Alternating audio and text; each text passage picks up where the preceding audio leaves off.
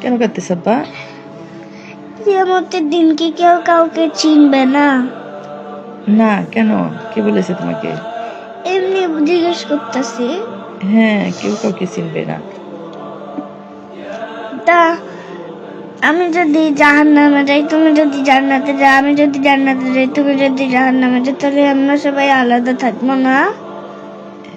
হ্যাঁ, আলাদা থাকবো, কিন্তু আব্বা ভালো কাজ করতে হবে যাতে আমরা সবাই জান্নাতে যাই। এই জন্য কাঁদতেছো তুমি? কেউ কাউকে চিনবে না এই জন্য? আমি যদি তোমাকে চিনতে না পারি,